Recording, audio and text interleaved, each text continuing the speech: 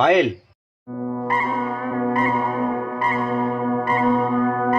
আমি তোমাকে কতবার বলেছি আমি যখন অফিসে যাব সবকিছু যেন আমার হাতের কাছে থাকে। একটা কথা তোমার কানে ঢোকে না? আমি তো সবকিছু গুছিয়েই রেখেছিলাম।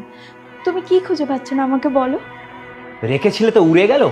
আমার হাতের ঘড়িটা কোথায়? কোথায় বলো? ওটা তো আমি বিছানাতেই রেখেছিলাম। মনে হয় আজকে রাখতে ভুলে গেছি। আসলে বাচ্চাগুলোকে আমি স্কুল যাওয়ার জন্য রেডি করছিলাম তো, তাই মাথা থেকেই বেরিয়ে গেছে। তুমি জানো অফিসে ঠিকভাবে রেডি না হয়ে গেলে বসের কাছে কত কথা শুনতে হয়? তোমার এই ঘড়ির চক্কর আমার আজকে লেট হয়ে গেল। সংসারেই তো দুটো কাজ, তাও ঠিক মতো তোমার দ্বারা হয় না। বলছি তো আমার ভুল হয়ে গেছে। কাল থেকে আমি সব কিছু মনে করে করে গুছিয়ে দেবো। কথাটা যেন মাথায় থাকে। নেক্সট টাইম এই সব জিনিস নিয়ে আমাকে ভাবতে না হয় বলে দিলাম। আমি তো সব সময় তোমার খেয়াল রাখি, সব সময় তোমার যা লাগবে সব কিছু গুছিয়ে রাখি। আজ একটু কাজ ছিল তাই জন্য সব কিছু মাথা থেকে বেরিয়ে গেছে। আমি প্রমিস করছি কাল থেকে আমি সব কিছু ঠিকঠাকভাবে করব। যে কথাগুলো বললে সেগুলো মাথায় রেখে দেবে। তোমার জন্য আমার অফিস যাওয়ার মুডটাই নষ্ট হয়ে গেল।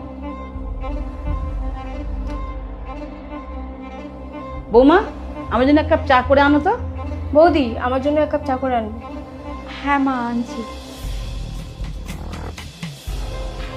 ছি বৌদি, তুমি তো চায় চিনিই দাওনি। কি চা করেছো তুমি এটা? এই দেখো, একদম ভুলে গেছি। আসলে মায়ের চাটা তো চিনি ছাড়া হয়, তাই জন্য তোমার চাটাও চিনি দিতে ভুলে গেছি। তুমি বসো, আমি চিনি নিয়ে আসছি। কি জানি বৌদি, তোমার আজকাল কি হয়েছে? কোনো কাজই তো আর ঠিক করে করতে পারো না, নিজের মধ্যেই হারিয়ে থাকো।